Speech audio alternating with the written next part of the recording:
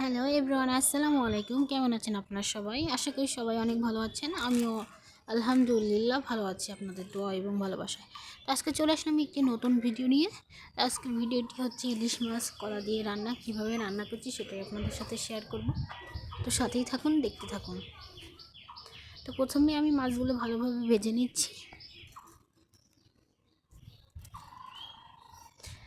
আর এদিকে আমি কলাগুলো কুটে নিচ্ছি।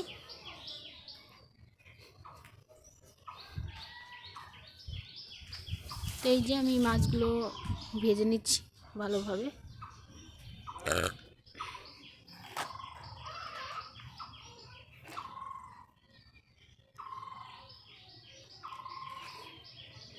আমার ভিডিওটি যদি আপনাদের একটু হলেও ভালো লাগে তো প্লিজ আমার চ্যানেলটিকে সাবস্ক্রাইব করে পাশে থাকবেন, একটি লাইক করবেন, কমেন্টের মাধ্যমে জানাবেন আমার ভিডিওগুলো কেমন হচ্ছে।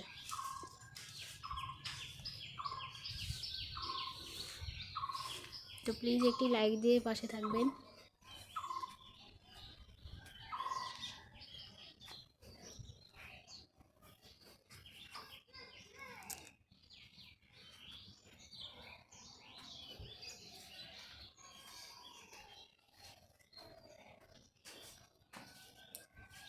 সাথেই থাকুন, দেখতে থাকুন কী কী করছি সেটাই আপনাদের সাথে শেয়ার করার চেষ্টা করছি।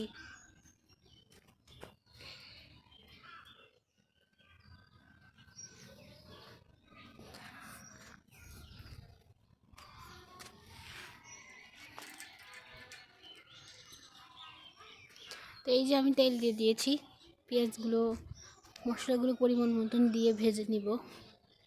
মশলাটাকে ভালোভাবে কষিয়ে নিচ্ছি।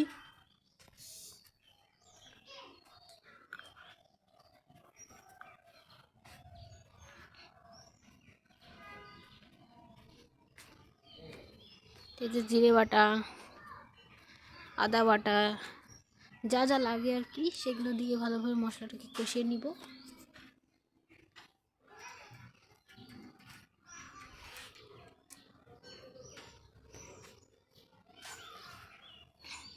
তো এই যে আমার মশলা কষানো শেষ, এবার আমি হচ্ছে কলাগুলো দিয়ে দিচ্ছি।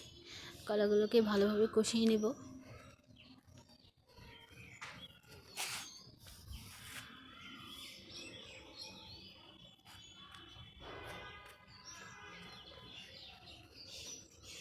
তো এই যে আমি অল্প অল্প পানি দিয়ে কলাগুলোকে ভালোভাবে কষিয়ে নিচ্ছি।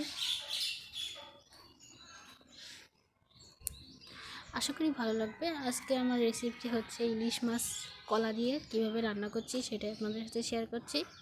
আর ইলিশ মাছের সাথে কলা দিলে তো খুবই সুস্বাদু হয়।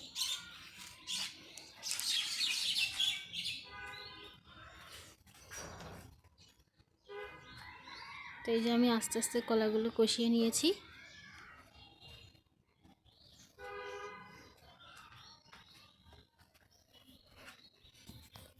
এই যে আমি পানিও দিয়ে দিয়েছি, কষানোর জন্য পানি দিচ্ছি।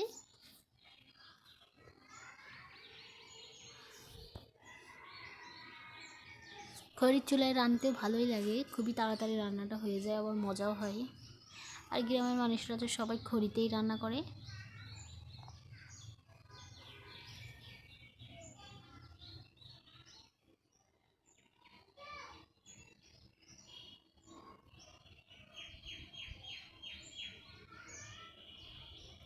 তো আমার ভিডিওটি যদি আপনাদের একটু হলেও ভালো লেগে থাকে প্লিজ আমার চ্যানেলটিকে সাবস্ক্রাইব করে পাশে থাকবেন, একটি লাইক করবেন, কমেন্টের মাধ্যমে জানাবেন আমার ভিডিওগুলো কেমন লাগছে। আশা করি ভালো লাগবে। প্লিজ আপনারা আমাকে সাপোর্ট করুন। তো এই যে আমার কলাগুলো ভালোভাবে কষিয়ে নিয়েছি, এবার আমি পরিমাণ মতো পানি দিয়ে দিলাম, ঝোলের পানি। তো পানিটা ফুটে গেলে আমি মাছগুলো দিয়ে দিব।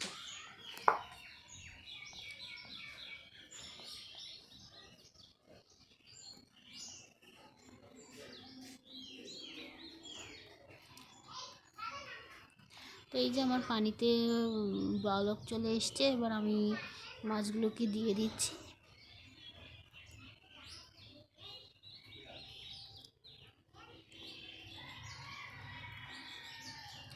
তো প্লিজ আপনারা কমেন্টের মাধ্যমে জানাবেন আমার ভিডিওগুলো কেমন লাগছে,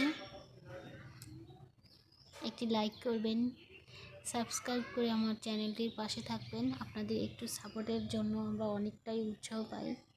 ভিডিও বানানোর।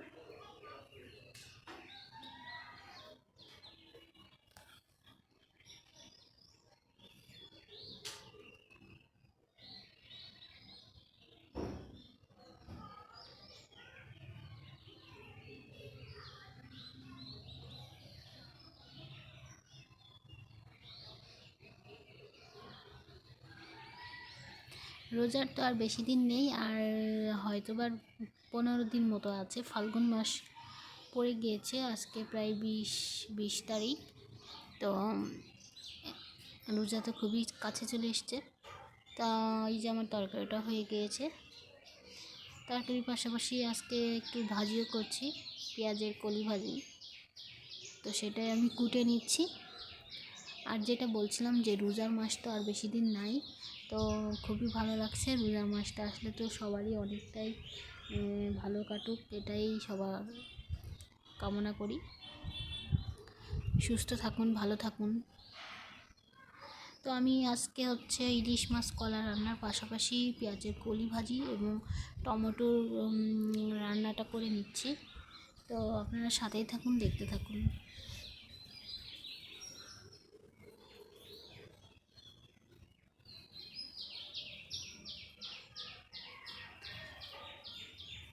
তো আমি এখন হচ্ছে টমেটোর রান্নাটা করব, এই জন্য আমি তেলে দিয়ে দিয়েছি পেঁয়াজ, ঝাল, জিরা। তো এই নাড়াচাড়া করে আমি টমেটোটাও দিয়ে দিলাম। এবার টমেটোটা ভালোভাবে কষিয়ে নিব। কষানো হয়ে গেলে আমি পরিমাণ মতো লবণ দিয়ে দিব, হলুদ দিয়ে দিব, আবার একটু 2 চামচ মতো গুড় দিয়েছি মিষ্টি হওয়ার জন্য, একটু টক ঝাল মিষ্টি হওয়ার জন্য। তো এই যে আমার টমেটোটা হয়ে গেছে। সবাই ভালো থাকবেন। আল্লাহ হাফিজ সবাইকে।